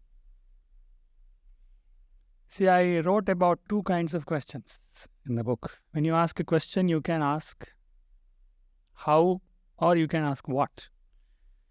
If you ask how in Sanskrit means katham. If you ask how katham, you will get a kathe. Nothing more. But if you ask what, it's a more direct question. What is this? What is this means you want a more deeper experience. That's why you're asking what is it. If you see the Upanishads, they're all what questions. There is an Upanishad called Kena Upanishad. From what is everything arising? From what? Then there are statements saying, knowing what can I know everything? Kim vijñāte sarvam vijñānam sam vijñātam bhavati. Kasmin vijñāte, sorry. So knowing what was always important for them. Because intuitively they know how will not satisfy me. You will give me some theory, then what? What to do with that explanation? What is a direct question? So when you ask what, it will finally come to a dead end. Like that time I took the example of this color. If you ask what is experience, you cannot answer it with your theories, your neuroscience theories. You will have explanation, but you will still not know what is experience. If you have to know what is experience, so your experience has to intensify. That is the only way. Only then your question will go. So, because what question comes to a dead end, if you ask what, finally it has to necessarily come to a dead end. If you ask what is this, I have to explain this in terms of something else. Okay. If you ask what that is, I have to explain that in terms of this. Finally, it will come to a mutual thing. Science comes to that. If you ask what is energy, there is no answer to it. It's just there, basic entity. So eventually you will come to few entities which are mutually defined and you cannot go further. Because it comes to a dead end, it will also impact, in a way, the how part also. If you ask how things are moving, if you roll a ball here, how this, you can say ball rolled from here to there. You can trace a path. But if you go deeper into atomic level and if you ask how questions, how did the electron move from here to there, even the how questions will start becoming fuzzy. That is because it is an indication, even when explanations itself become fuzzy, like we have a certain level of experience and you're trying to explain that. Now, if those explanations become fuzzy, it is an indication that your present plane of experience is incomplete. It cannot account for itself. Okay. So when you go to quantum physics, that's what happens. The principle name itself is uncertainty principle. It starts telling you that things are fuzzy and you cannot even tell how things are happening. Forget what. Okay. What you can anyway can't answer. You can only give definition, mutual definition. What is energy? Energy means that which produces work. What is work? Work is that which is produced by energy. You can only do mutual. But even the how questions will start becoming fuzzy. So I wrote that, and it is, if you are inquisitive mind, such things will make you meditative.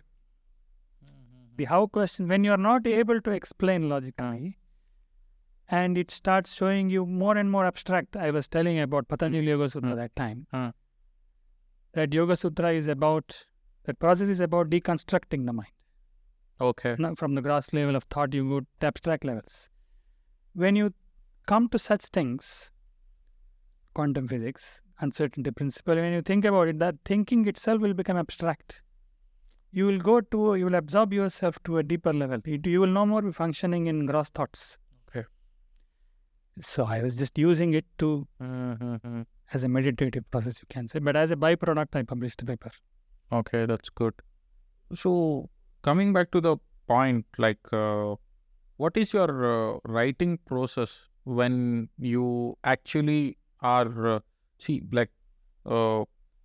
do you dumb it down to a common man, or do you dumb it down to do you make it for a special seeker? How do you plan to do it? No, I want to dumb it down to everybody. But the challenge there is, this is something I've noticed with people. When they ask some questions, I can see from out of view what conclusion or what contradiction the question is coming. I can see that. But if I try to clarify that particular point, they will say this is very difficult, it's complicated to understand. But the thing is, that complicated process they are already doing within them. So the challenge is, show them their own complication in a simpler language. That's the challenge. If you tell it too simply, it will become diluted, it will become misunderstood, it will be misunderstood in many ways. At the same time, if it is made technical, initially actually that's how I used to write. I am very, very analytical. I'm an engineer. And I read all that philosophical work, both East and Western. So my mind used to work like that analytically. Then I realized if I write like this, and if I just show it to some random fellow, he cannot read it. He already should have some intense involvement intellectually to go through it. It will not reach more people. You can write like that, but it won't reach more people. So the challenge is that the problem with everybody, whether it is a scholar or a layman, their inner conclusions, hidden conclusions are the same. If you do it technically, you can do it very effectively, but it won't reach many people. Okay. If you do it in a very simple language, it will reach more people, but the effectiveness will come down a little bit. It won't be that rigorous. How do you get the sense of balance here? Like, It depends on person to person.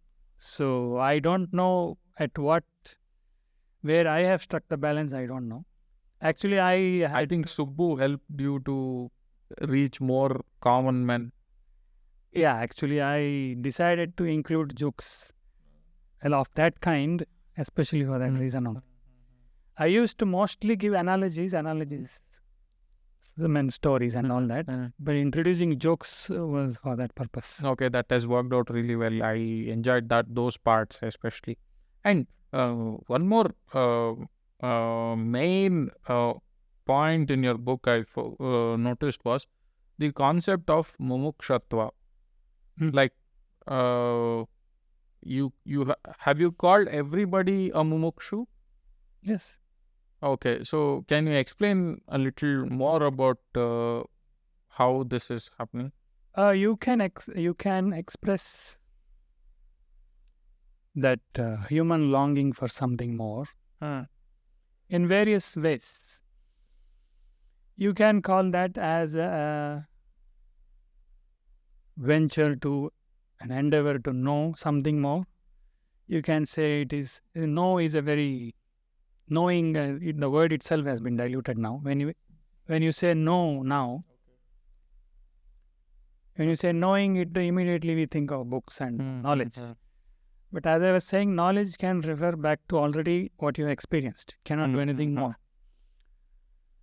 So when we say I want to know something more, it is not knowledge in that sense. So one expression of that is I want to know something more. Another expression of that is I want to experience something more than what I have experienced. Another expression of that is I am discontent, I want contentment, I want fulfillment. Another expression of that is I want freedom. It's all various ways of expressing the same thing. the fundamental hunger that human being has, that also you can describe in various ways. You can call it discontent, you can call it ignorance, you can call it bondage.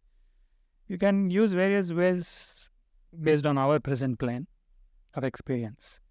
So based on that, various words, Jijnasu, Mumukshu, these are all words. Okay. Same, I mean, they're referring to the same thing. Okay. The very good explanation of this word Mumukshatva, what I heard about from a guru is what, like if you are made to go underwater, the feeling of your self to come out of the water is what Mumukshu is, Mumukshatva is. Yes. Okay. The sense of urgency. Sense of urgency. So this question also takes me to another point, like people who have been into addictions. Okay, they have this strange thing to go back to that addiction, the instrument which is causing the addiction. Say for example, alcohol. Person he has that inner burning desire to go back to that alcohol, to whatever effect he is wanting. That is a different matter. But like, can the spiritual process bring me back to my normal self? Like, is Mumukshatva, like, is this also Mumukshatva? Which one? The Alcohol. going back to alcohol, like. Yes. Whatever human beings are trying to do, they are only trying to address their core spiritual longing. Basically, they want to be mind blown. They want to see beyond their psychological framework. Not stop thinking, that's the wrong way to put it. Evolution has come to this point where psychological framework is there, thinking is happening. But thinking is not allowing anything more to happen. But naturally, that pressure is always building up. That is always there in every human being. But because it is finding erratic expressions, and because extremes look similar, instead of going towards the higher end, I will get freedom from my mind if I drink. I will drink. So the root, the driving force for every human being is their spiritual longing. Even if they are drinking, whatever they are doing. That's why I tried in the beginning to tell that. Even whether they're going after fear, or anger, or sex, or pleasure, or knowledge, power, or alcohol addiction, whatever they're doing, they're only doing to get freedom from their psychological process. Another way to put it is, presently I experience myself as a personality. I experience myself as a psychological entity. And I want that to die. I want to see something more to myself. Presently, my psychological identity is holding me down and it is not allowing me to go through the puberty. Spiritual puberty and allow something more to happen. It's not allowing more. It is making me gravitated, and if I remain gravitated for a long time here, I will start doing things so erratically, it will start going towards craziness. So addiction is one thing. So how spiritual process can help in that? For them, if you give Jnana Yoga, I don't think it will work. For them, you will have to start with their body. You will have to give them, you will have to show them what is the true meaning of liveliness and how liveliness is what they are truly seeking, how it will give them contentment. Body will have some chemical dependency, that is body itself go after it. It's not only psychological. So the body dependency, for that they have to be kept away, and disciplining, all that has to be done. But at the same time, they have to be shown what liveliness means. Some discipline has to be done and shown to them. If you make them do pranayama, if you make them go through a whole package, for example, that's what happens in SVYASA, Shanti Kutiram. So in that Arogyadama, that whole routine will be like that. So from a dysfunctional state of health, you will come back to normal. Actually, the purpose of that routine is not that. It is, you said, will it bring me back to my normal self? Yes. Actually, the purpose of spirituality is to take you from your normal self to beyond that. Whatever we are calling as normal, it is to heighten it further. But it will work if we are dysfunctional, and if it is shown to somebody, finally everybody will go, they will live by what is in their experience. They will not live by teachings. Only if they personally see something, even a glimpse, then okay, they will say, okay, this is possible. Then some inclination will start at least.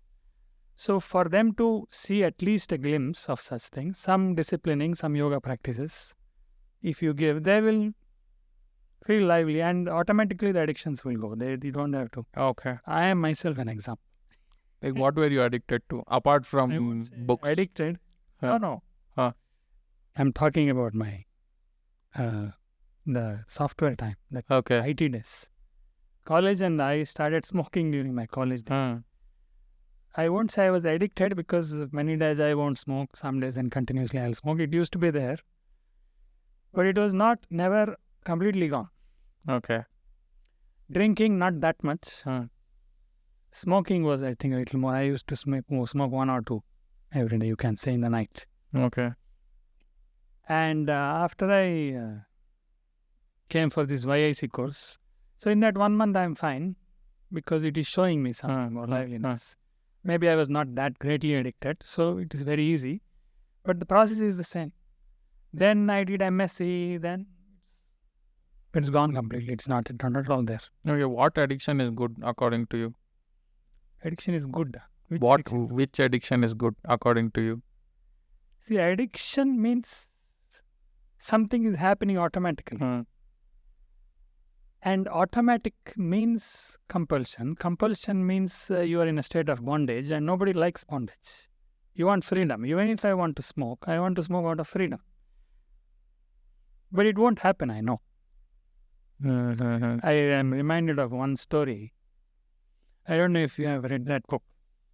There are many books here. There is a American, you can say the American guru. It's a movie also, Peaceful Warrior. Oh no, I don't know. No, it's a nice movie. There's a book also on Peaceful Warrior, and it's a story of a gymnast. And he meets, you can say, a mystic. Huh. He does all kinds of things. He's American only. So that American breaks his conditioning. He shows him that the gymnast, there, whatever they think, if I have meat, this, it's energy. So he is in that kind of athlete mindset. This happened in the 60s, 70s. So that, his name, he calls him Socrates.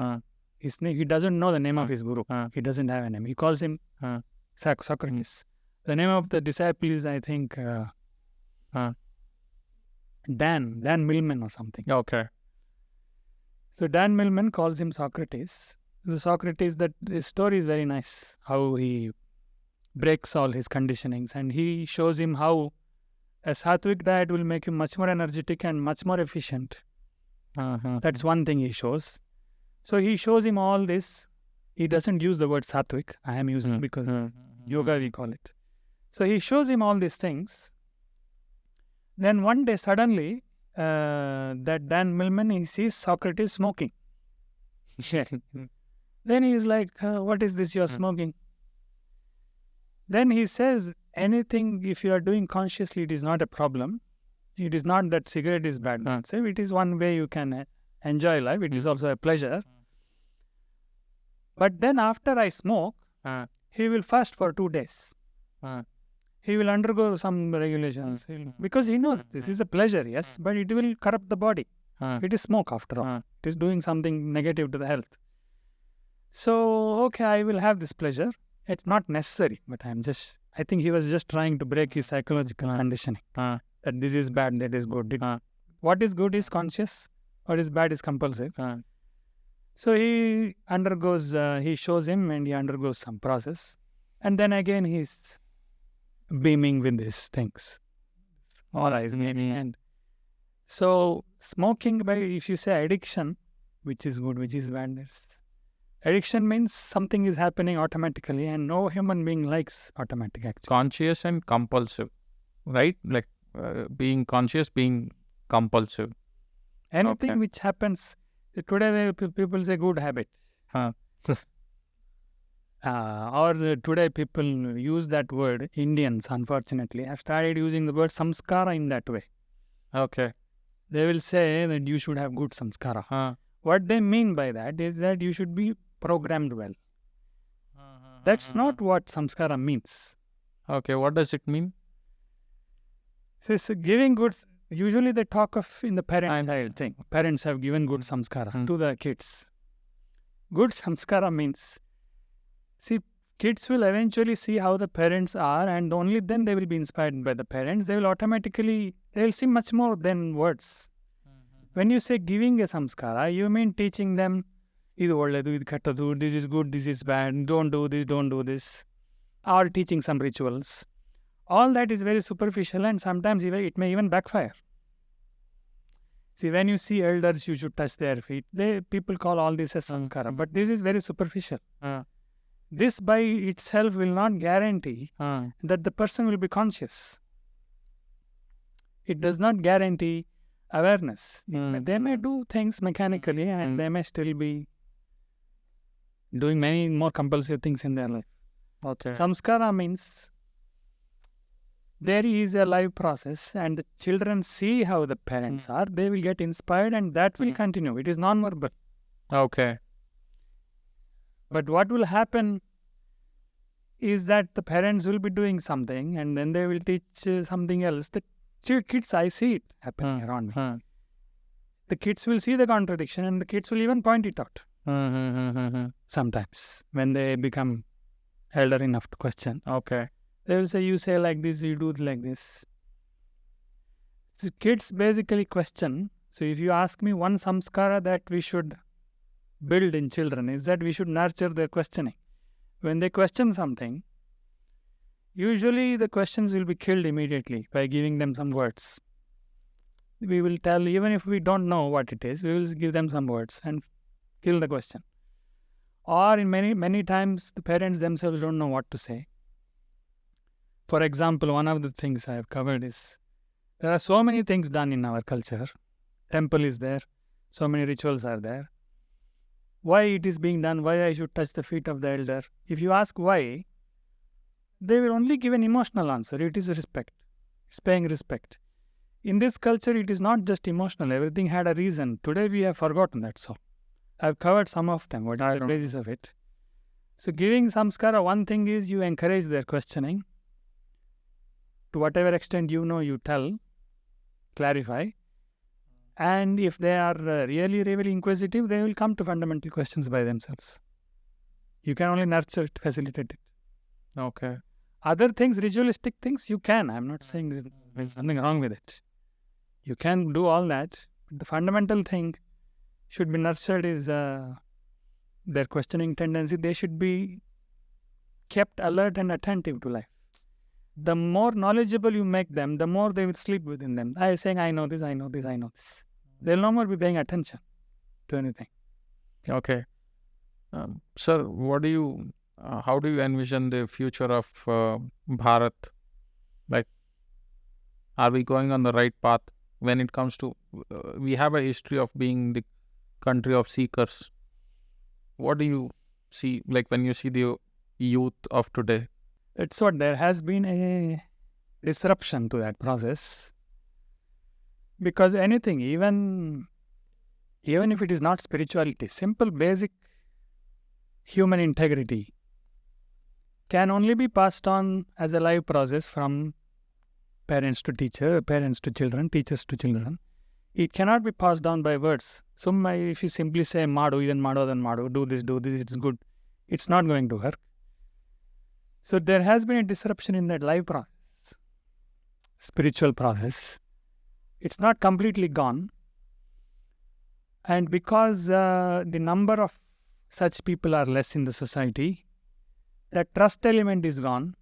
People have started thinking it is all some solace seeking thing, some comfort seeking. People who are troubled go to spirituality. It's all kinds of conclusions they have made. They think it is all baseless. The only good thing that happened recently is that yoga got popularized because of its health benefits. But still it is good, even if it is being practiced for health, because those processes, if they are done, I don't know how many people are doing it rigorously and daily and all that. But even otherwise, even if the basic awareness of the process of yoga is kept alive, much more people will come to it. Now, even if you bring in your secular logic, it won't work on yoga because health is for everybody. So, asana pranayama, we overcame that barrier. Now, everybody can practice it. So, if we do the same thing with all the elements in our spiritual process, nobody will have problems adapting it into their life. Everybody will. If we project what our temples actually are, instead of what is happening is currently a fight between, tug of war between this unconsciousness and this consciousness. In India, there is already an intuitive understanding that we are seeking something more in life, that thread is alive to some extent.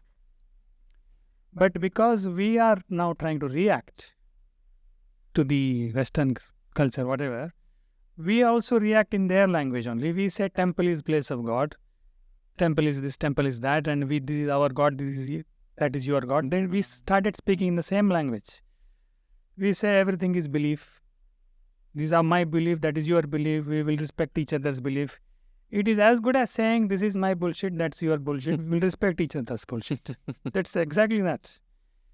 So as Indians, we should not be speaking that language. If they say that is our belief, we should not be saying this is our belief. We should be saying this is something we are doing which facilitates life process. It will facilitate anybody who does it. It doesn't matter who you are, whether it is asana, pranayama or other rituals. It doesn't mean that everybody has to do everything. But everything has a basis, at least. So if Indians don't succumb to by reacting to the religious forces, if they also start succumbing to them and if they also start viewing themselves as religious, that will be a detriment. It will go in there. It will deteriorate. Things will deteriorate. So what needs to happen is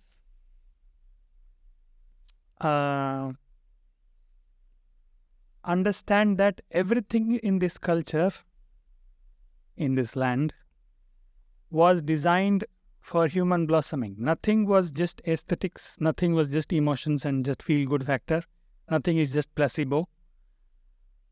Whether it is festivals or our rituals or whether we wearing these rings or whether it's piercing the ears, everything has some basis in how our physical system is, how our energy system is. It is to facilitate that towards the same thing.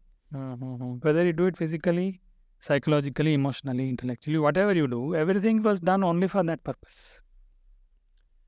So the future of India is that only. Okay. So the present government at least promoted that. I am glad actually. Previous government, especially the yoga thing, Yes. making yoga the international holiday. As I said, I could attend that yoga program. It was in 2004. That yoga program was conducted. It was arranged by. It was sponsored by the government. I attended it for free. So because of that, I got the actual exposure. I don't know for how many people it will lead to something tremendous transformation, but in my case, that was a transformative point.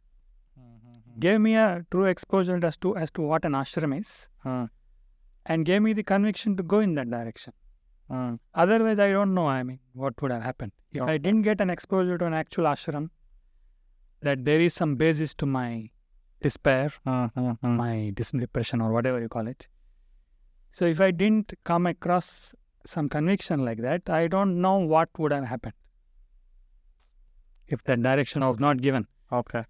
So giving direction to people is one, but who are already longing, even if they also don't have, that will be a tragedy. So you were talking about the government. What do you think about Mr. Narendra Modi, Prime Minister Narendra Modi? Like, Do you see him as a yogi or a Raja Rishi? I hear that he works many hours a day. Yes, 14, 15 hours a day. So you can actually see the element of karma yoga in him. And when I use that word karma yoga, again that word also has gotten into a lot of things. Karma yoga means surrendering karma phala to God. It has become something like that. There is a basis to that statement, but it has to be understood. I have dedicated one chapter for that. So when I look at people like that, I see that element of karma yoga in them, who are trying to expand themselves through activity, and the activity is not about them. Okay, activity is not about them. Meaning, activities, I can perform an activity just to get more convenience, more comfort for myself. I can go on and on with that. Because if we are living only with that sense of insecurity is endless. That's why you see some politicians amassing thousands of crores. It looks crazy. But if you don't address the human longing, that's where it will go. You cannot address human insecurity with money, but they don't know what else to do. They will go on amassing money. So even if they're performing activity, even if they're doing it legally also, it is only for my convenience. I want more comfort for myself. So karma yoga means activity will happen as an expenditure of myself, and the activity will not be centered upon my convenience. I will make a statement, I will not explain it. It will be absolutely selfish and absolutely selfless at the same time. Okay. When we say spirituality, it is actually absolutely selfish. Meaning I am going after towards knowing, is there something more to me? I am trying to enhance the experience of my life only. I want my life to become profound. That's why they called it Adhyatma. It's about you, not about somebody else. It's about myself. So it is absolutely selfish. But at the same time, it is selfless, because what we presently consider as myself, that has to be given up. Psychological process where we are stuck, that has to be expanded and given up. Karma yoga is one way to do it. So specifically to karma yoga also it is that. Karma yoga will happen in such a way that it will be absolutely selfish and absolutely selfless. There is nothing called sacrifice actually. That's okay. There's no moral To sacrifice. make it clear, like Modi is doing more for himself than by doing it for others. Others, see the impact, what impact will happen upon others. It will have various factors. There may be some people who are working as much as Modi is working, who are maybe as capable or whatever. They may be working the same extent, they may be expanding themselves the same way. So inner experience-wise, it may be the same. But impact-wise, he is able to impact more people. Maybe he is more skillful, and so he may be able to help more people outwardly. But when we say karma yoga is not determined by how many people got helped. Karma yoga is determined by how what is happening within me. So that essential aspect we can't see. We can only see what is happening outside. But everybody, you said Narendra Modi, whether he is helping himself. No, I'm saying everybody is only trying to help themselves. Okay. Nobody is trying to help anybody else. If I try to help somebody else, it is because it elevates my life. It elevates my experience. That's why I do that. Okay. Meaning I have become more intelligent. That's all it means. Okay. I have started realizing that this is the way to actually elevate my life. Even if you see the dictionary, the meaning of the word sacrifice, that's what it says. It says, sacrifice means giving up something valuable for the sake of something that you hold as more valuable. So you are not undergoing a loss, basically. Within you, it's a gain. But the gain is not tangible, it's not seen by others. So they may call it sacrifice, which is good. They may glorify it, they may get inspired by it, which is good. But individually, what everybody is doing with themselves is to enhance their own life. Okay. Nobody is doing anything else. Everybody is trying to do Adhyatma, but it is happening erratically. So Adhyatma is not happening. Okay. Sir, I need another big episode. Like, we can discuss on and on and on. Your spread of ideas, like, is too huge for us to zero in on a 2-hour discussion. Yeah, I think I have hurried in some places. I could not go through some of the things in detail. I know. And moreover, next time we can take a spiritual text like Bhagavad Gita and discuss it deeply. Specifically, yes. So that should be done. And I thank you for like indulging me, a very commoner in that sense, with such subjects of depth. Anyway. No, it's not depth. Everybody has depth. Anyway, thank you, sir. Thank you for coming. Yeah. Anyway, thank you. I also had a good time. Thank you.